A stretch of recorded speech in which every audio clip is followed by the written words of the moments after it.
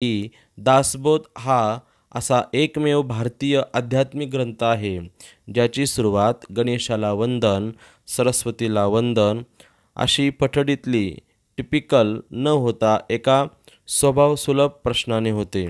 कोणताही ग्रंथ हाती घेताना आपल्या मनात सर्वप्रथम काय येते हो? किंवा काय यावे? तर या ग्रंथाचे नाव काय? यात काय विषय मांडलेले आहेत? याचे सार काय?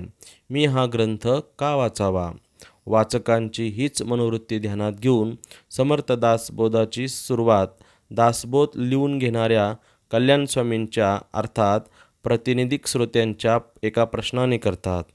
श्रोते पुसती कोण ग्रंथ काय बोलिले, जी येथ श्रवण केल्याने प्राप्त काय आहे? हा कोणता ग्रंथ आहे? याचे नाव काय? यात प्रामुख्याने काय सांगितले आहे? हे ऐकून मला काय मिळणार आहे? लगेच पुढच्या ओवीत समर्थ या प्रश्नाचे उत्तर देतात की बाबा रे, ग्रंथानाम दासबोध, गुरु शिष्यांचा संवाद, येथ बोलिला विशद भक्तिमार्ग. या ग्रंथाचे नाव दासबोध असे आहे. हा ग्रंथ गुरु शिष्य संवादात्मक स्वरूपात आहे आणि यात मुख्यत्वे करून भक्तिमार्गाचे विस्तृत विवेचन मी केलेले आहे. काय दूरदृष्टी आहे पहा लेखकाची. पुस्तक लिहिण्यापूर्वीच त्या पुस्तकाचे ध्येय व नाव निश्चित आहे. ग्रंथाची सुरुवातच इतकी लॉजिकल व विवेकपूर्ण आहे, याचा अर्थ नक्कीच यातील लिखाण हे निश्चयात्मक व विवेकपूर्ण असणार याची खात्री वाचकांना पहिल्या 2 ओव्यांतच पडते आणि तो पुढे मोठ्या उत्कंठतेने वाचू लागतो. नविदा भक्ती म्हणजे काय? खरे ज्ञान म्हणजे काय? वैराग्य कसे असते? अध्यात्म म्हणजे काय? या सर्वांचा उहापोह मी इथून पुढे केलेला आहे, असे सांगत श्री समर्थ पुढे या ग्रंथाच्या लिखाणासाठी वापरलेल्या अनेक संदर्भ ग्रंथांची मोठी यादीच सादर करतात. त्याला आपण म्हणतो रेफरन्स बुक्स. व या ग्रंथातील म्हणणे खोटे सिद्ध करायचे असेल तर वरील सर्व ग्रंथ खोटे मानावे लागतील अशी मेखही मारून ठेवतात. दासबोधात आपल्या दैनंदिन आयुष्याला स्पर्श करणारे अक्षरशः शेकडो विषय येऊन जातात, पण तो वाचण्याचा सर्वात महत्त्वाचा हेतू म्हणजे याच्या वाचनाने वाचकाला जन्मापासून पडणाऱ्या काही प्रश्नांची ठोस उत्तरे मिळतात. ते प्रश्न म्हणजे मी कोण आहे? मी इथे जन्माला का व कसा आलो? माझ्या जन्माचा हेतू काय? देव म्हणजे काय? देव कसा आहे व काय करतो? मूर्तिपूजा खरी आहे का? देव खरंच दर्शन देतो का? आत्मा म्हणजे काय? मृत्यूनंतर जीवाचे काय होते? ही सृष्टी निर्माण कशी झाली? मुक्ती म्हणजे काय? ही यादी न संपणारी आहे. फार दूर कशाला जायचे? दासबोधाची नुसती अनुक्रमणिका जरी पाहिली तरी आपल्याला या सर्व विषयांची कल्पना येईल.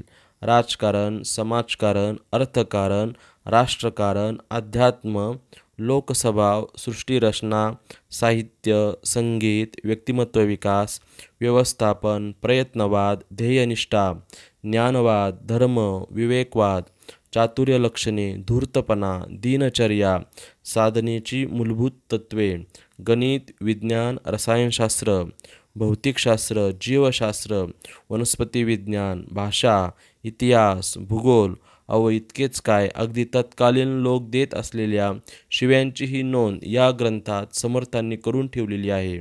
दासबोध हा ग्रंथ एकूण 20 दशकामध्ये विभागलेला असून प्रत्येक दशकात 10 समास आहेत.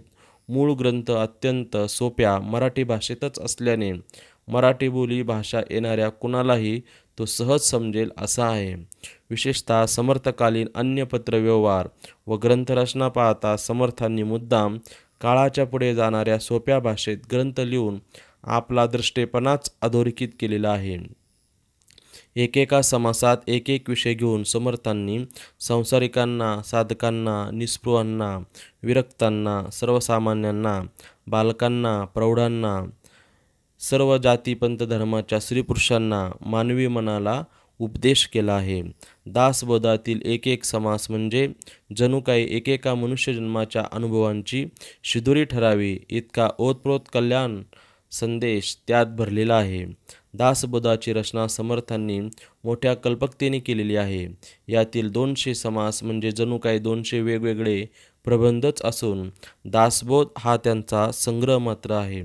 त्यामुळे हा ग्रंथ वाचताना क्रमाने न जाता मध्येच कोणतेही पान उघडले तरी नक्की काहीतरी वेगळा विषय अभ्यासावयास मिळतो.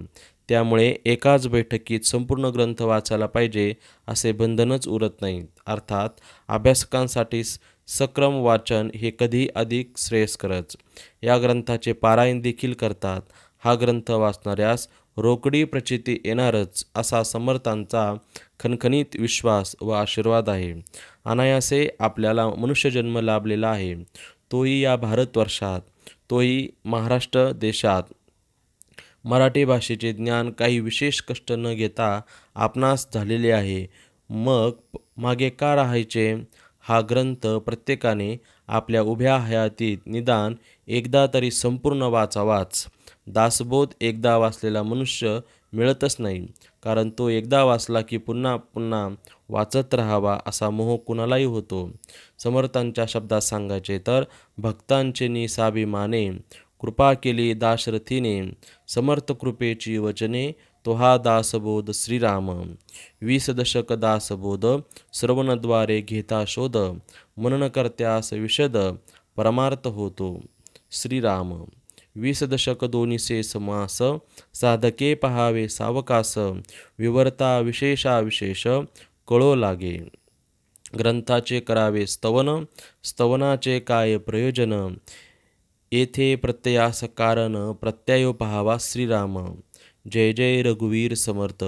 अशा प्रकारे आज आपण दासबोध हा ग्रंथ का वाचावा, दासबोध या ग्रंथामध्ये आपणास काय काय वाचण्यास मिळेल, या सर्व प्रश्नांची आपण उत्तरे पाहिली.